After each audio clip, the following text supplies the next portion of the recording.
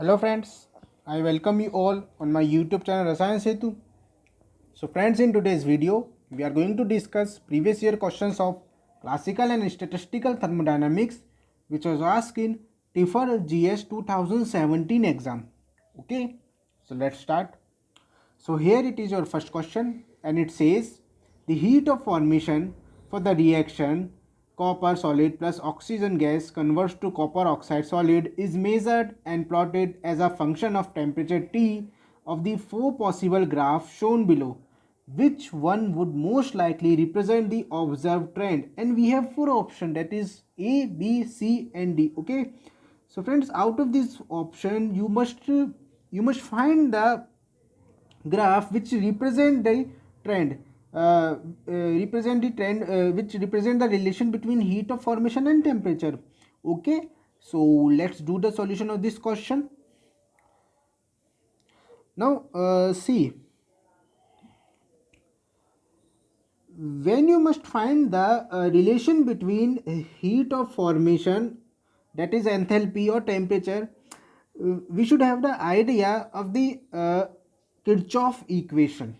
Okay, so the effect of the temperature, the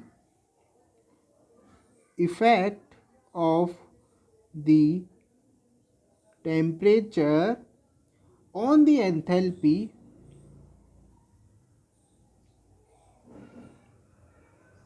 on the enthalpy, or you can say heat of reaction. Okay, in this case it is heat of formation. Okay, heat of formation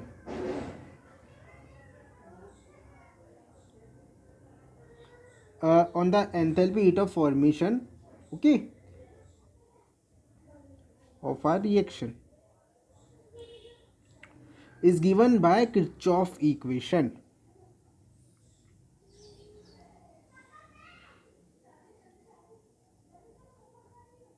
Kirchhoff equation. Okay,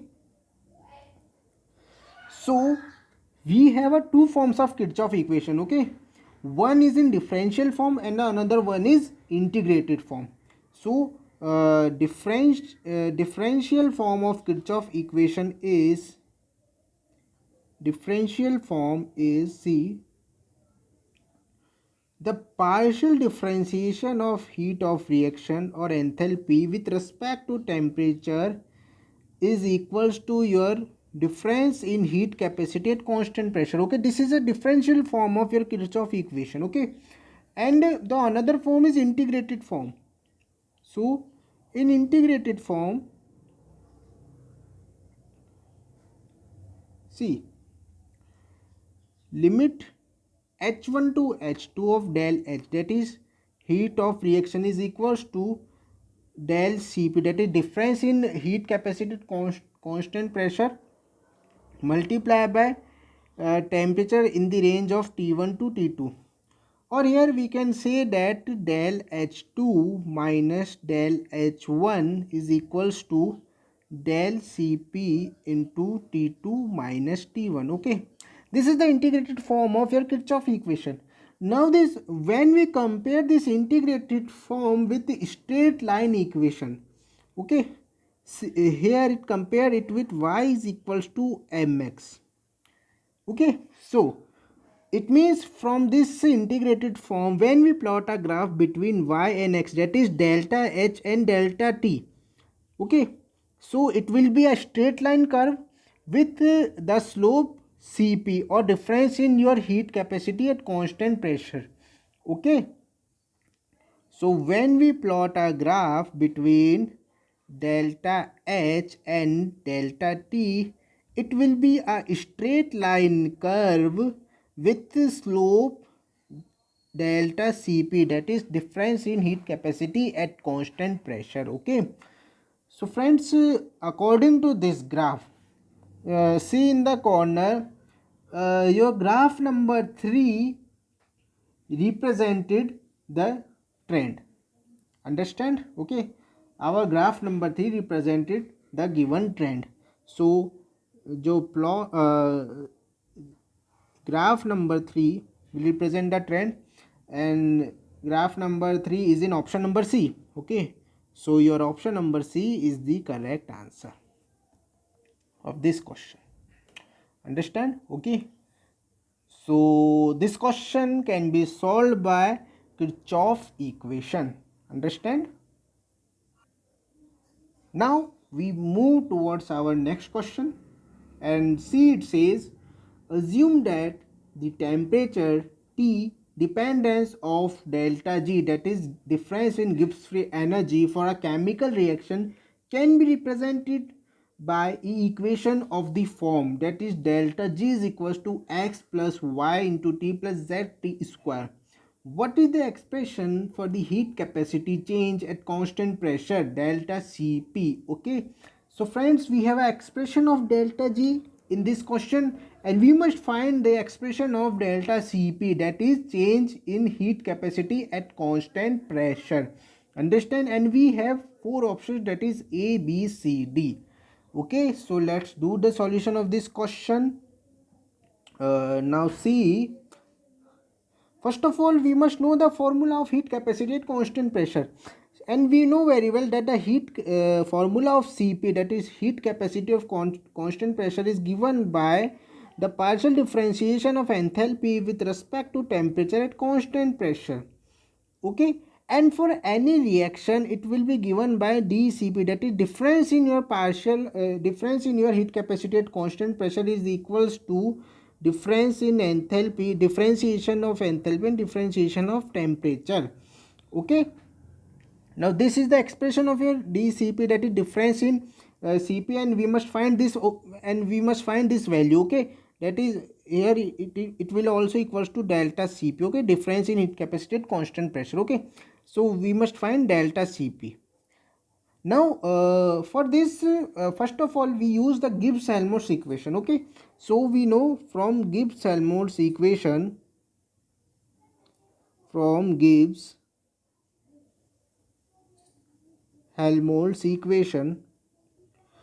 what is the Gibbs-Helmholtz equation, friends? See that del G minus del H will be equal to T into partial differentiation of delta G with respect to temperature at constant pressure. Okay, this is the Gibbs-Helmholtz equation. And at a absolute temperature, that is 0. So here this T term will become 0. So this whole term will become 0, and at that condition your delta G will be equal to delta H. Okay, at absolute 0 temperature. Okay, so the delta G will become delta H. Okay, now what we do, see in above this relation we obtained, that is delta Cp is equal to dH over dt. So here when we apply this condition at absolute 0 temperature, here dH can be replaced by dH. Okay, here delta H can be replaced by this delta G, because at absolute 0, here it is proved that at absolute 0 temperature from Gibbs-Helmholtz equation your delta G will become delta H or equals to delta H. Okay, so from this relation the delta Cp will become delta G over delta T. Okay, or we can say that this will become dG over dt, that is differentiation of Gibbs free energy with temperature. Okay, differentiation of Gibbs free energy with temperature. Now what we do, so dG over dt means we have a value of dG in our question, so it means this value x plus yt plus zt square can be differentiated with respect to temperature. This dg will be differentiated with respect to temperature. Okay, so let's do the differentiation of this whole term. See, when you differentiate this whole term, we have a result, that is 2zt. The outcome of this differentiation will become minus 2zt. See, this will become 0, this whole term will become 1, this term will become 0, this whole term will become 1, and the t, differentiation of t square with respect to t is 2 minus t, okay, and z is a constant, so minus 2 zt ultimately we have, that is dg over dt, and this will become equals to delta Cp, that is difference in heat capacity at constant pressure. Okay, change in heat capacity at constant pressure. So this will be your option number C. Okay, so option number C is the correct answer of this question. I hope you understand it. This can be solved by your Gibbs-Helmholtz equation. Understand? Okay, now let's move towards our next question. And see, it says during isothermal expansion of ideal gas, which of the following happen? First, temperature does not change. Second, process is spontaneous. Third, the energy of the system does not change. And fourth, entropy increases. And we have four options. Okay, so you must find the correct set of statements. Okay, out of these four statements, what statements can apply in isothermal expansion of ideal gas condition? Okay, so let's do the solution of this question. Now see friends, in a question we have isothermal expansion, a isothermal expansion of ideal gas, and we know very well that the isothermal expansion of ideal gas is irreversible in nature. This is a irreversible process. Isothermal expansion of ideal gas is a irreversible process. Okay, so now we see all statements. Now first statement say temperature does not change. So friends, in this question we have a isothermal condition. Isothermal means in isothermal condition the initial temperature and final temperature will equal, that is T1 is equals to T2. So it means your temperature change will 0. Temperature change or delta T is 0. So temperature does not change. Okay, so here first statement is right. Okay, now the second one says process is spontaneous.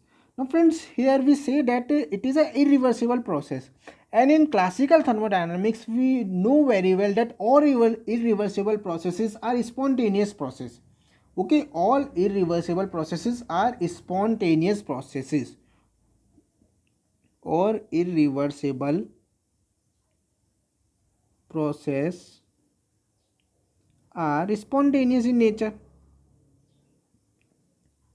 Okay, so the second one statement is also right.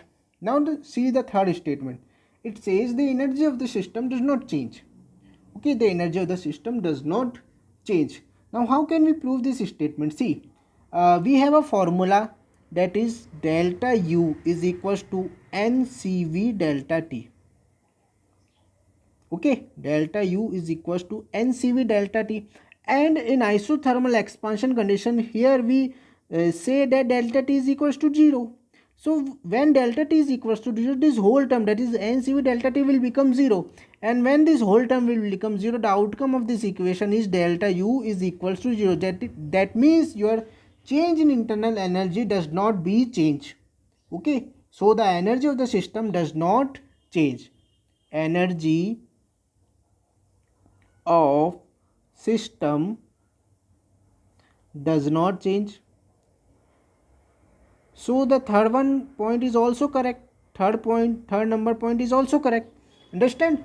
Now see the fourth point. It says entropy increases. Okay, so friends, when we talk about isothermal expansion of ideal gas or any expansion process, in expansion process the randomness or disorderness of system increases, and when there is a randomness or disorderness of the system increase, the entropy of the system will always increase. This is a well known phenomenon. Okay, because entropy is a measurement of change of randomness or disorderness. When there is a high randomness or high disorderness, there is a high entropy of that system.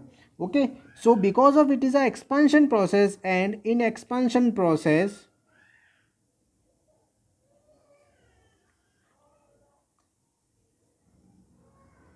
randomness of particles, randomness, or we can say disorderedness increase. And when there is randomness, disorderedness increase, the entropy will automatically increase. So entropy will also increase. So here we can say that fourth statement is also correct. So ultimately you can see that all four statements are applicable on your isothermal expansion of ideal gas. That is, it is isothermal condition, it is a spontaneous in condition, the energy of system does not change and the entropy of the system increases. And according to this condition, your option number D is the correct answer, which says that all options can be applicable. Okay, option number D is the correct answer of this question. See in the corner, that is, it says first, second, third and fourth are happen in your isothermal expansion of ideal gas. Understand? Okay. So friends, ये था आपके कुछ question जो tipper GS 2017 में classical and statistical thermodynamic topic से आपसे पूछे गए थे। फिर भी आपको किसी भी तरह की डिफ़िकल्टी आए तो प्लीज़ कमेंट सेक्शन में आके ज़रूर पूछिए। So thank you friends, thank you for watching.